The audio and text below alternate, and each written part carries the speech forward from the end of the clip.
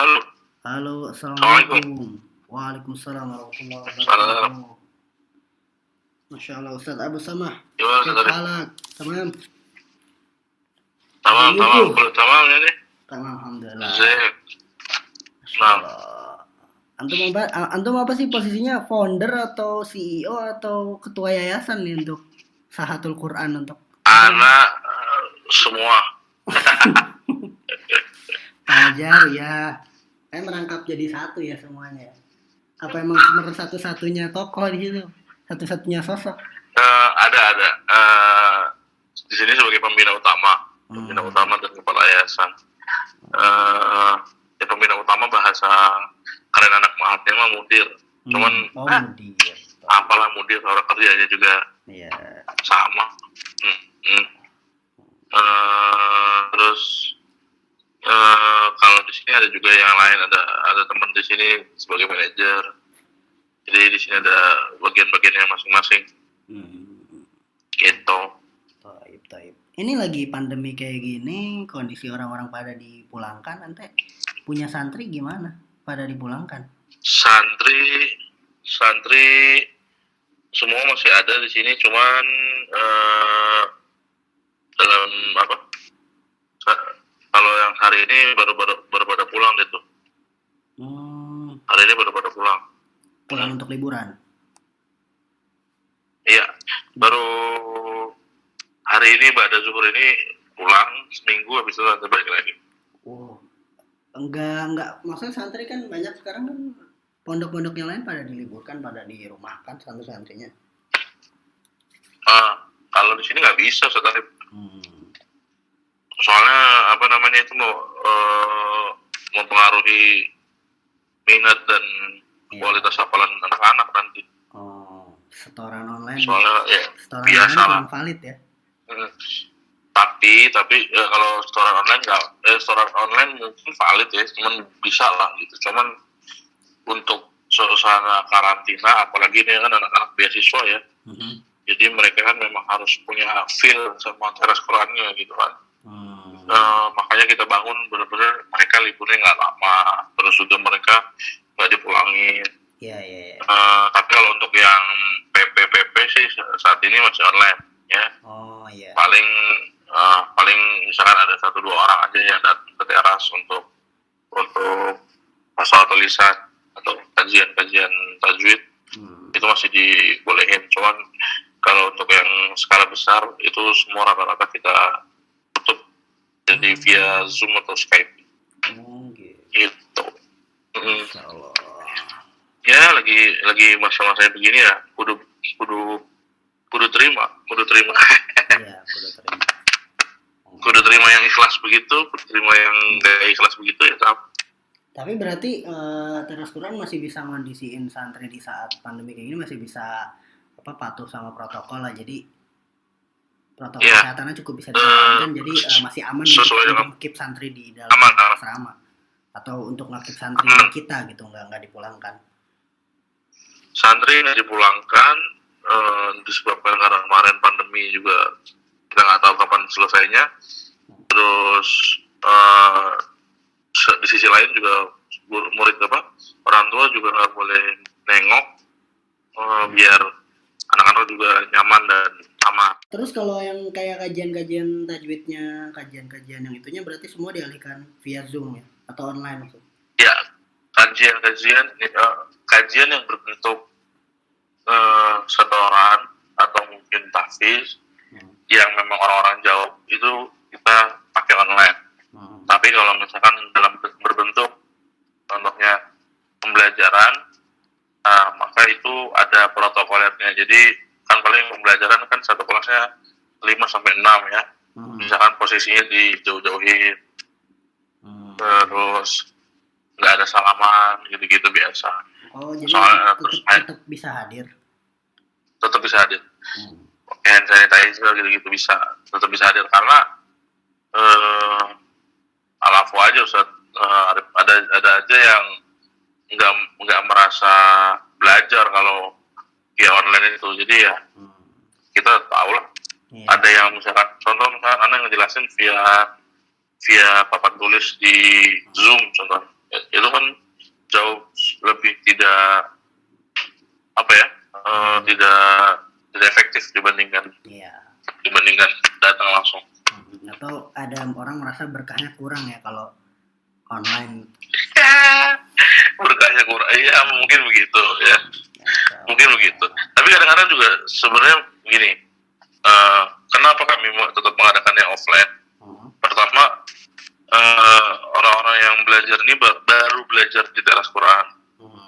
Mereka nggak paham mengenai kondisi yang di teras Quran. Dalam arti misalkan gini, ini bukan kita mengeluh, tapi apa ya, sebagai muhasabah aja, mungkin dulu aneh begini juga kali gitu ya. Karena kalau misalkan nggak datang, itu kesannya nggak bayar, padahal tetap kita jalankan prosedur pembelajaran. Kalau nggak ketemu itu nggak bayar. Jadi ya kita memaksimalkan itu, karena kalau misalkan nggak bayar nanti santri-santri gimana gitu kan, tetap karena santri-santri itu mereka operasionalnya itu rata-rata dari kegiatan-kegiatan yang ada di teras Quran ini sendiri. Subsidi silang gitu. Subsidi silang, betul. Subsidi. Audiensnya nih, presentasi audiensnya nih, banyak kan anak muda atau orang sudah berumur sejauh ini? Banyak orang berumur. 75-25% lah. Oh gitu. Orang-orang yang berumur ini 75%, yang anak muda 20%. Yang dari anak muda sendiri itu paling 15%-nya untuk hafal, 10%-nya ngaji. Orang kan gitu, Ustaz Arif, pengennya kan ngapal, nggak mau belajar ngaji. Iya. Tapi berarti anak-anak muda nih beneran antusias ya? Tapi kalau anak-anak muda yang hadir tuh beneran antusias gak sih untuk belajar tajwid? Karena kan kalau di media sosial kan kita ngeliatnya kayaknya anak-anak muda ini lagi bersemangat gitu.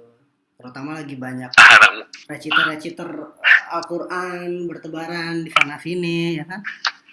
Itu pasti cukup jadi motivasi untuk mereka, kayak keren nih belajar tajwid gitu. Justru biasanya anak muda itu malah kurang antusias.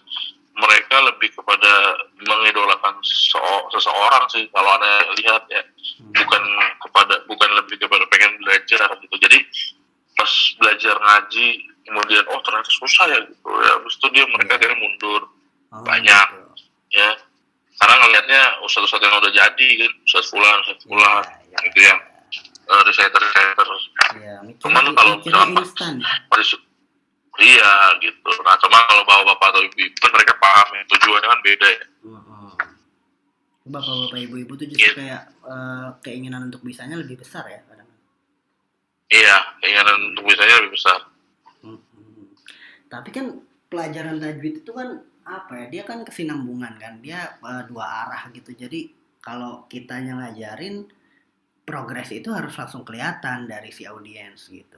Nah ini gimana suka dukanya ngajarin bapak-bapak, ibu-ibu atau audiens yang ada, yang pasti beda-beda karakternya dan ya progres dari setiap orang kan juga beda-beda. Gimana ngadepinnya ketika orang down karena progresnya nggak ada, atau karena merasa padahal semangatnya ada nih tapi progres tuh kok kayak nggak maju-maju, kok saya masih ucapin huruf pro masih salah terus, perasaan kemarin udah belajar Ustadz gitu kan misalnya. Gimana menghadapinya gitu? Suka duka banyak sih saudara. Kalau misalkan suka dukanya sih, sukanya tentu kalau misalkan ada orang-orang yang semangat dan mereka alhamdulillah progresnya bagus, alhamdulillah ya. Itu biasanya senang lah kita juga. Jadi kalau misalkan contohnya kita targetkan program ini 3 bulan, nah ada yang bagus 3 bulan, ada yang belum bagus 3 bulan gitu. Bahkan ada yang belum bagus sampai 2 tahun, ada banget malah ya. Nah kita berbicara misalkan kenapa sih progres tersebut tuh. Nah kita lihat dari aspek-aspek mungkin sosialnya yang Anda lihat, itu yang mungkin Anda bicarakan kepada beliau-beliau yang mungkin masih kurang ya. Contohnya terlalu sibuk sama ya, kalau bapak ibu-ibu ya mungkin kerja, atau kalau ibu-ibu ya biasanya ngurus cucu, itu jadi apa namanya itu, jadi benalu lah untuk perjuangan mereka ketika menghafal atau membaca Quran dengan baik dan benar. Tapi biasanya yang ketika memang saya tulus dan ikhlas untuk belajar Quran, mau diapain aja ayo gitu ya, biasanya jadi itu cepet. Iya. Nah, terus ya ilmu tahsin itu kan apa ya? Ilmu tahsin kan ilmu mengoreksi kan. Jadi kan mau sebagus apapun orang kita koreksi, kita cari yang kurangnya di mana, yang salahnya di mana untuk disempurnakan. Nah, jadi kan ada konsep mengoreksi dan ya pasti mau nggak mau menyalahkan gitu. Ada nggak yang baper gitu di antara para audiens yang aduh saya salah mulu nih sama Ustadz nih, jadi akhirnya nggak hadir lagi ya? Nah, ya ada banyak. Itu gini, biasanya kami kalau anak pribadi yang itu ngajarinnya semuanya itu nggak ada yang misalkan datang baca di sini, nggak gitu ya. Anak pribadi sih, orang datang baca kemudian dipulang, habis itu besoknya datang dengan kesalahan yang sama, pulang begitu terus kan. Akhirnya rata-rata yang pinter ustadznya itu. Nah makanya biasanya kalau anak pribadi, anak bikinin ada silabusnya, terus kita bikin hari ini pembahasannya apa, terus hurufnya apa, sehingga nanti sampai pembahasan akhir barulah kita nanti evaluasi, baru nanti sampai tahap di mana mereka paham betul tentang teorinya, paham betul tentang fasal tulisan hurufnya, baru mereka nanti masuk ke bacaan tahsin bacaan Qurannya. Makanya rata-rata yang baper itu ya yang mereka memang belum tuntas teorinya, gitu, rata-rata begitu. Sehingga ketika mereka baca Quran tidak pakai teori kan kita juga bingung ya, mereka bagaimana menjelaskan kepada mereka yang padahal mereka sama sekali tidak menguasainya. Contoh misalkan Anda bilang gini, makhrajnya huruf kho di mana? Sampai kapanpun kalau misalkan mereka nggak hafal makhraj huruf kho, sifat-sifatnya apa, ya itu akan mereka kesulitan mengucapkan huruf itu. Berbeda kalau misalkan yang memang benar-benar paham dan benar-benar mengetahui di mana letaknya segala macam, itu seiring berjalannya waktu pasti mereka akan memperbaiki bacanya sendiri. Gitu. Oke. Gitu sebenarnya. Jadi karakter yang baper ngadepinnya gitu ya. Nah kalau misalnya karakter yang pengen instan nih, biasanya yang pengen instan nih, ya kan? Atau yang dia nggak peduli sama progresnya, tapi dia merasa saya udah hadir banyak nih, saya udah hadir banyak Ustadz, saya udah hadir berkali-kali daurah nih, saya Tufatul Atfal udah dapet 3 sanad nih, tapi kok saya masih disalahin bacaannya kok sanad apa nih? Sanad simaan ya? Iya. Sanad mendengar. Gitu. Padahal kan kita mau 1000 kali hadir di sanad tufah kalau memang bacaannya belum benar gitu kan, ya belum bisa dibilang valid. Karena progres itu sangat dilihat. Betul. Gimana menghadapinya tuh biasanya orang-orang seperti itu? Kalau anak pribadi sih menghadapi orang-orang yang misalkan maunya instan itu, karena udah lihat sih dari awal. Biasanya di awal daurah itu mereka aktif banget, ya, terus unggul banget lah daripada yang lain-lainnya. Baida ternyata pas disuruh maju ternyata mohon maaf ya, masih banyak yang kurang ya. Nah disitulah mereka balik lagi, orang ini akan muncul juga berperan juga dalam arti karena merasa mereka lebih paham daripada yang lainnya gitu, dan lebih siap.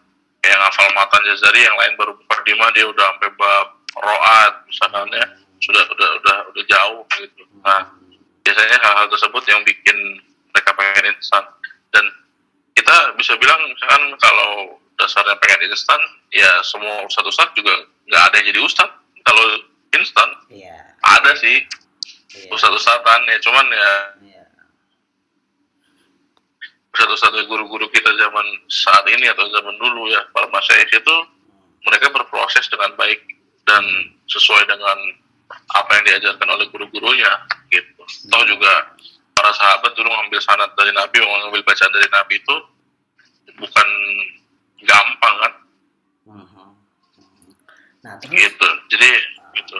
Sebagai lembaga pengajar Al-Quran, bagaimana menjelaskan ke audiens tentang 2 hal yang cukup jadi perdebatan di masyarakat nih, baca benar apa baca merdu? Nah, Mantap. karena Mantap pertanyaan antum. iya, karena kan orang banyak sekarang gini. Ada orang yang ngerasa ini Ustadz nih bacaannya bener nih tahsin. Orang kalau dengerin Syekh Aiman Rusdi Suwed, orang awam yang mungkin tidak tahu kan ngeliatnya apaan itu Syekh datar, Musyari Rasid lah gitu. Walaupun dua-duanya nggak salah, kita nggak menyalahkan salah satu atau duanya atau tidak mentafsirkan satu dengan yang lain gitu. Semuanya ya mempelajari tajwid gitu kan, membaca Al-Quran yang sama, tapi ya kan beda kan. Ini yang satu begini, yang satu begini. Tapi orang awam akan bertanya, ya tetep lah yang bagus mah itu gitu. Sementara ini baca bener apa baca merdu gitu. Jadi gini, dari standarisasi bacaan Quran yang baik, yang sesuai dengan tajwid itu ada 3 pokok pembahasan ketika kita membaca Al-Quran dengan benar. Yang pertama itu baik, yang kedua itu benar, kemudian yang ketiga indah. Jadi yang paling penting itu adalah bagian benar dulu, indah itu urusan belakangan. Karena kita bisa melihat orang banyak yang bacaannya indah tapi belum tentu baik dan benar gitu. Ya kita let's say kita ngomong tentang banyaknya orang-orang yang suaranya merdu, tapi ketika suruh baca Quran antum silakan aja suruh baca ya. Nah, ada juga yang memang pembahasannya mereka yang menganggap bahwa syekh itu ya harus bagus bacaannya gitu. Nah, itu yang Anda rasa sih keliru ya. Karena guru-guru kami ya tidak sedikit yang bacaannya juga yang datar-datar aja gitu. Syekh Muhammad Mustafa orang Ismailiyah ya, gurunya dari guru kami ya, guru kami juga ya, rahimahullah taala, beliau juga ketika membaca ya datar gitu. Nah, balik lagi sih, membaca Quran ini buat siapa? Apakah untuk didengar manusia atau memang untuk Allah Subhanahu wa taala? Nah, biasanya anak-anak itu atau remaja-remaja itu senangnya sama guru yang bacanya bagus, Ustaz. Jadi tidak dianggap valid kalau suara tidak merdu, padahal kan bacanya benar kan? Betul sekali. Sehingga mereka juga nggak dapat apa-apanya daripada itu. Walaupun sebetulnya Ana penasaran, antum sebagai pengajar tajwid nih ya, Ana penasaran, antum merasa bacaan yang merdu itu bisa dipelajari nggak sih? Atau memang itu mah kebetulan bawaan orangnya aja? Nah, ya kalau Ana pribadi bilang bahwa suara merdu atau suara bagus itu ya takdir ya, pemberian dari Allah ya, fadlun min Allah itu. Jadi tapi kalau misalnya untuk mempelajari mungkin nagom ya atau nada-nada itu boleh saja, tidak ada masalah. Yang paling penting kan tajwidnya. Ya. Nah, tajwid itu sangat mempengaruhi sekali, sangat mempengaruhi sekali. Ya, jadi perlu adanya masing-masing dari orang-orang, dari kita ini yang memahami bahwa yang terutama itu tajwidnya, bukan suaranya. Jadi berarti kan bacaan benar itu tetap sangat diutamakan daripada bacaan merdu dong. Jadi ya gitu, betul. Ya, masya Allah. Jadi ya, kalau kita ngelihat perspektif dari anak-anak muda, anak-anak atau orang-orang yang masih baru belajar, karena melihat ada para penghafal Quran zaman sekarang ini ya, mereka menganggap suara itu di atas segala-galanya gitu. Tapi kalau misalkan melihat dari perspektif orang-orang tua atau bapak-bapak atau ibu-ibu yang biasanya mereka ya kita udah tahu lah bahwa suara ini ya nggak semua orang punya gitu kan. Nah, mereka ya tujuannya memang memperbaiki dan membenarkan bacaan. Tapi nggak sedikit tuh saya misalnya bilang gini ya, nggak sedikit remaja yang ketika tahu gurunya suaranya nggak bagus itu ditinggalin. Iya, insya Allah. Karena dianggap gak valid. Soalnya dianggap nggak sesuai sama dia. Kayak, waduh ini saya gimana dia aja suara yang gak bagus. Padahal banyak juga guru yang mungkin terlihat bacaannya datar, tapi ternyata muridnya bacaannya ada yang lebih merdu gitu. Karena memang kebetulan aja muridnya. Iya, betul. Bahkan gurunya muridnya ini murid saya. Tapi yang paling diperhatikan dari belajar tajwid dan tahsin itu kan ya memang gimana bacaan kita itu benar kan. Gitu. Betul. Sebenarnya tujuan daripada belajar tajwid itu kan gitu aja ya. Kan? Dan bacaan Quran enak itu kan bukan buat siapa-siapa tapi buat kita sendiri ya. Kalau kata Imam Syatibi kan dalam matan Syatibinya wa khairu jalisin la yumallu fihi illa hadithuhu ya. Dan sebaik-baik teman itu adalah Al-Quran ini gitu. Al-Quran itu sebaik-baik teman yang memang tidak akan mengecoh pembahasan-pembahasan yang memang tidak ada di sana gitu. Nah, termasuk juga pembahasan tentang nada atau suara ya. Ilmu-ilmu seperti itu mungkin bisa kita pelajari, tapi yang paling penting dan terutama adalah tentang bagaimana kita mempelajari tajwidnya itu sendiri. Gitu. Atau juga ketika baca Quran di masjid terus ada yang sholat kita suruh baca pelan-pelan kan? Iya. Oke, kita selesai membicarakan tentang permuritan. Sekarang kita mau bicara tentang guru. Antum nggak mungkin sendirian dong di rumah Quran itu, di Sahatul Quran, di teras Quran nggak mungkin sendirian gitu. Walaupun banyak bapak-bapak Betawi yang suka sendirian di teras sih. Cuma antum di balai dong.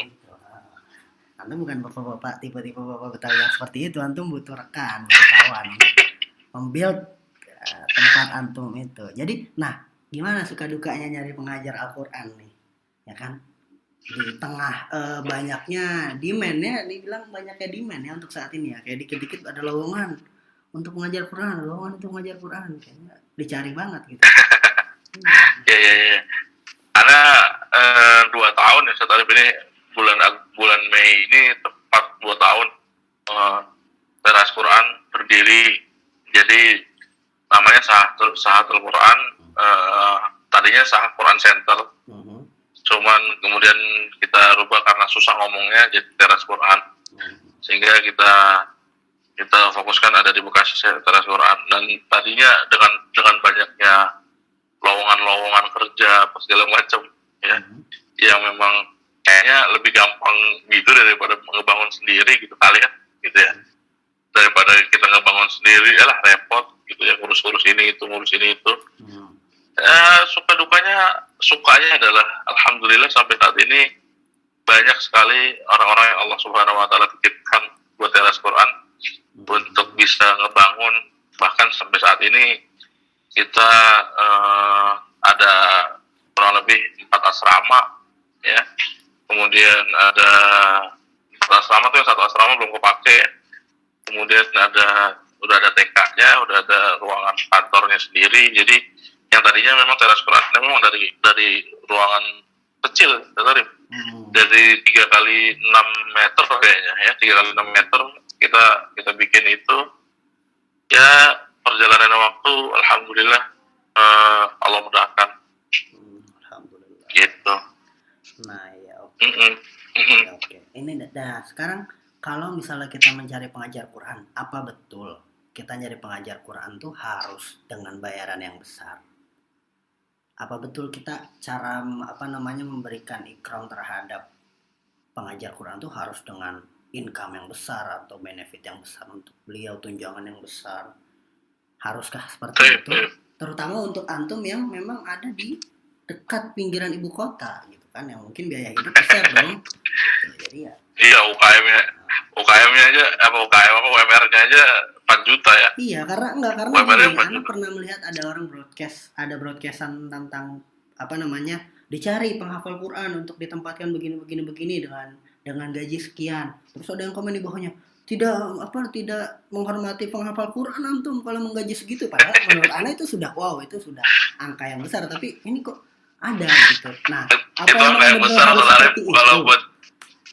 kalau buat orang-orang yang biasanya digaji matam 60 pon besar sekali saudara. Iya. Ya kan biasa. Balik lagi kepada keikhlasan guru itu sendiri, dan keikhlasan guru sama keikhlasan murid itu harus berkesinambungan ya.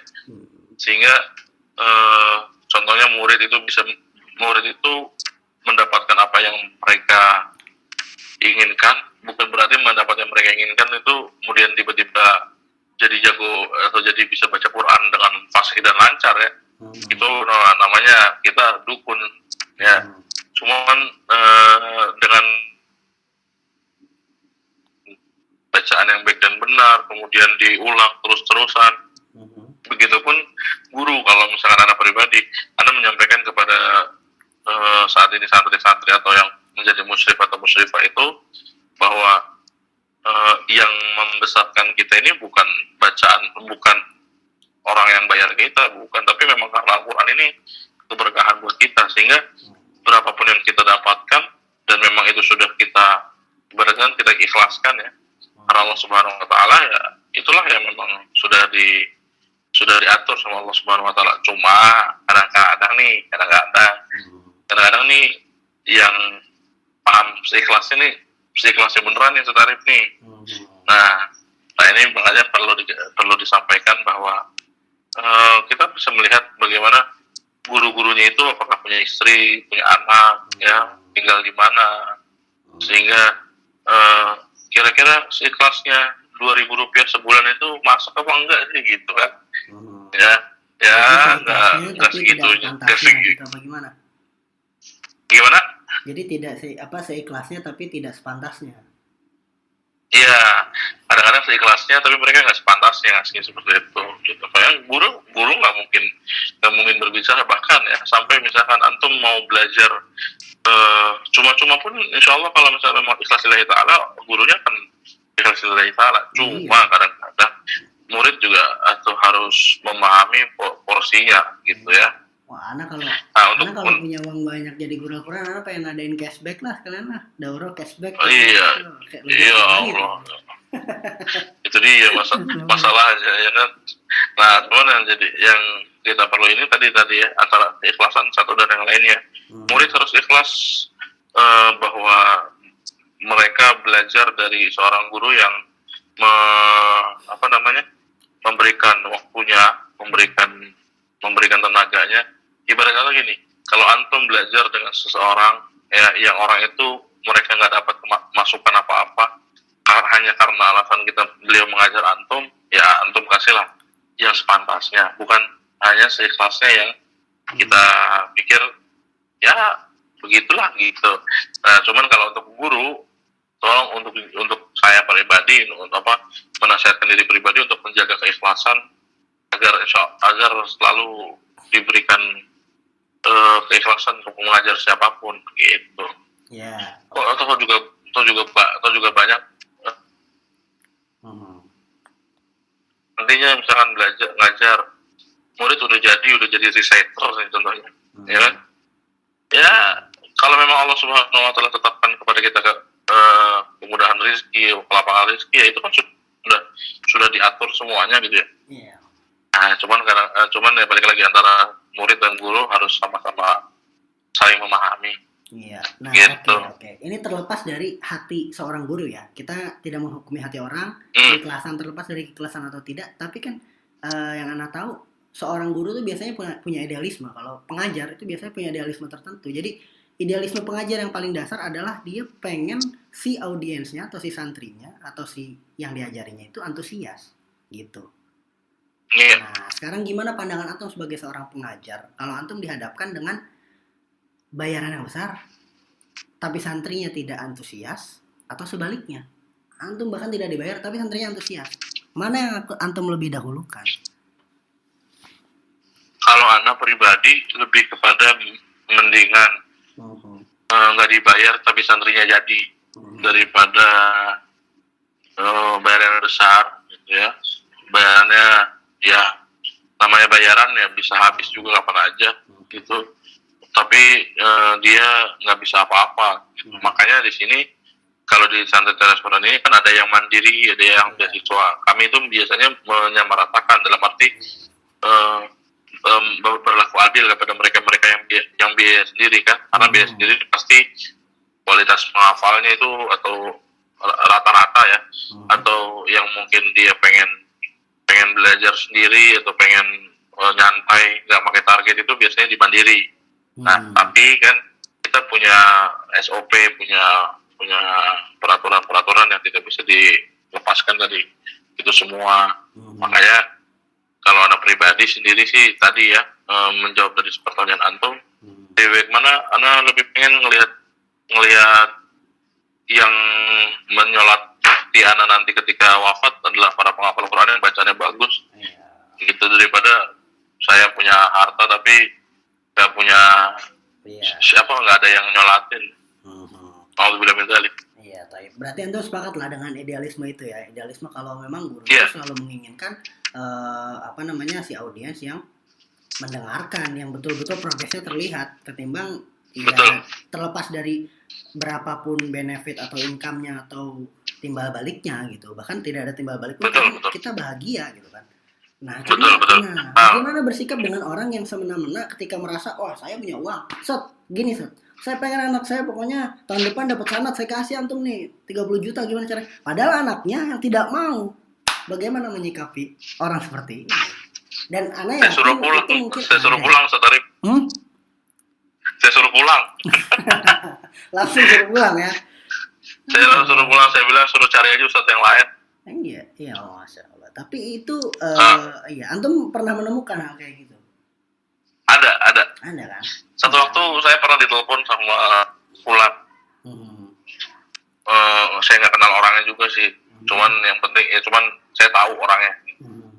Itu ngontek, kemudian bertanya, Ustadz, kalau mau ngambil sana Jazari, kantum berapa?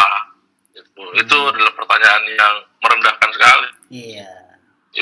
Ya, merendahkan sekali ilmu, bahwa kesannya kami jualan ayat Quran gitu, jualan sanad. Nah, enggak, kita bukan seperti itu gitu. Bahkan anak punya murid yang memang dia punya niatan untuk benar-benar fokus 100% menghafal Quran. Itulah mereka yang memang yang kita treatment. Sehingga kalau ada yang pikirannya udahlah gitu, nih saya bayar sekian gitu, dapat sanad, wah saya bukan orang-orang yang seperti itu gitu. Jadi saya suruh pulang, saya suruh ganti.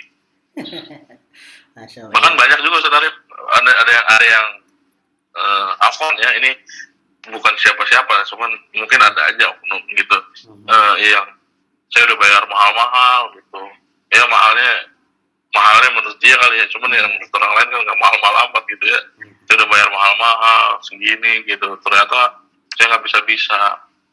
So, kita Imam Syafi'i itu menyampaikan bulghah itu bukan berarti setelah bulghah itu kemudian dia langsung tiba-tiba dapat ilmu. Kan ada tulus zaman di akhirnya. Gitu. Jadi tulus zaman itu yang kadang-kadang orang suka lupa nih Satarif, daripada pernyataan Imam Syafi'i tentang 6 hal yang perlu disampaikan atau perlu diperhatikan kepada penuntut ilmu. Gitu. Nah, kadang-kadang mereka punya hirsun, punya istihadun, ya, punya bulghah, ya, untuk punya mal, ya, tapi mereka ujung-ujungnya mereka nggak punya tulus sama, nggak siap tulus sama. Ya, mohon maaf lahir batin. Itu saya ya mendingan seperti itu, toh banyak kita bisa ngelihat para ulama-ulama kita, kiai-kiai, para syekh, para asatid, yang mereka memang kelihatannya nggak ngapa-ngapain, tapi murid-muridnya jadi aja gitu ya. Itu karena mungkin pertama keikhlasan yang tadi kita bahas, terus karena memang murid itu pengen untuk bisa gitu. Toib. Nah, oke. Sekarang pertanyaan terakhir. Emang bener ya kalau penghafal Quran itu ketika selesai menghafal harus ada seremonialnya? Begitukah cara takrim terhadap hufadzul Quran? Wisuda ya, takrim mutafawikin ya, atau haflat atau taharraj. Dari segi haflah, sebenarnya para ulama, guru-guru kita, Syekh Muhammad Isal Masrawi, kita nggak pernah lihat beliau di wisuda sama Syekhnya. Kita juga nggak pernah melihat bagaimana Syekh Ahmad, Syekh Aiman Rusdi Soid juga beliau nggak ada foto beliau di wisuda sama gurunya. Tapi kita melihat lebih kepada zaman sekarang ini, Satarif, kalau orang tua itu lebih kepada pengen seremonialnya daripada daripada proses dari anak-anak mereka menghafalnya. Gitu. Makanya kita nih kalau secara Quran beres ngafal Quran nanti ada khataman, atau beres masa mereka karantina ada haflah ya. Ini lebih kepada ketika orang tua tuh pengennya anak-anaknya sudah berjuang terus kemudian diberikan seremonial. Sebenarnya nggak perlu ya. Anak rasa sebenarnya nggak perlu. Toh juga semua kembali kepada diri masing-masing. Gitu. Tapi menghafal Quran itu sebenarnya tetap sesuatu yang agung dong, ya kan? Bukan sesuatu yang. Menghafal Quran tetap sesuatu yang agung. Iya. Kalaupun misalnya ada yang berpendapat memang perlu ada seremonial, tapi sebuah pencapaian dalam menghafal Quran itu pencapaian yang besar dong. Tetap tidak bisa dikecil-kecilkan kan? Tetap tidak bisa dipungkiri bahwa menghafal Quran itu sampai beliau menghafal selesai An-Nas saja itu sebuah pencapaian yang tinggi gitu ya. Ya walaupun setelah itu juga makanya ketika setelah selesai khataman mereka akan memulai kembali dari Al-Fatihah untuk memulai kembali murojaah, bacaan hafalannya terus-terusan. Tapi semua kembali kepada masing-masing gitu, bahwa seremonial ini penting atau tidak kembali kepada masing-masing. Tapi semua sepakat bahwa selesai hafalan itu ya itu sebuah pencapaian yang tinggi lah buat semua orang. Bahkan di sini aja nih ya Saudara, kalau ada wadaan atau wisudaan atau khataman ya, yang anak nggak pernah lihat orang tuanya, itu tiba-tiba ada, bahkan kakek atau neneknya datang gitu, masya Allah kan. Ini luar biasa. Iya, dan kadang memang dipertunjukkan juga dalam rangka memotivasi yang lain ya. Itu kan sama seperti. Betul. Tapi nggak bisa dibilang seperti pertunjukan ranking juga sih. Mungkin bahkan lebih jauh, lebih mulia dari itu ya. Harusnya lebih besar dari itu. Pencapaian orang hafal Quran itu harus lebih dari menunjukkan orang yang mutafawik secara akademik di kelas gitu. Biasa kan kita selalu melihat ranking. Dan ini betul. Orang yang hafal Quran untuk memotivasi mungkin penghafal yang lain. Lebih ke seremoninya ya. Tapi kan yang paling penting sebenarnya seremonial menghafal Quran itu adalah seremonialnya nanti ketika Allah Subhanahu wa taala mengangkat para penghafal Quran dengan jubah-jubah kebesarannya. Amin, ya dan cahaya-cahaya mahkotanya. Itu yang paling penting daripada semua seremonial yang ada. Ya Rabb, Allahumma syurna jami'an di jannatin na'im. Jamil ya nih. Azim. Itu Saudara, itu antum di foto antum pakai make up itu. Kayaknya saya minat itu. Itu di mana ya? Aneh hari loh kayak gitu-gitu. Oh gitu. Itu langsung direkam kemana itu? Apa ke audition atau gimana? Iya, langsung direkam. Oh gitu. Kayaknya bagus kalau untuk bikin podcast dari Islam. Jangan lupa dengerin podcast sejarah Islam ya. Masya Allah. Jadi jangan lupa dengarkan podcast sejarah Islam milik Ustadz Abdul Rashid. Iya, podcast sejarah Islam ya. Adi Abu Sam official YouTube. Taib. Taib. Syukran Ustadz. Barakallahu fiik. Semoga sama-sama. Barakallahu fiik Ustadz Arif. Terus urusan-urusannya dan semoga sehat semua. Amin. Okay. Ya Rob. Cetak penghafal Quran banyak-banyak lah. Amin. Assalamualaikum. Waalaikumsalam warahmatullahi wabarakatuh.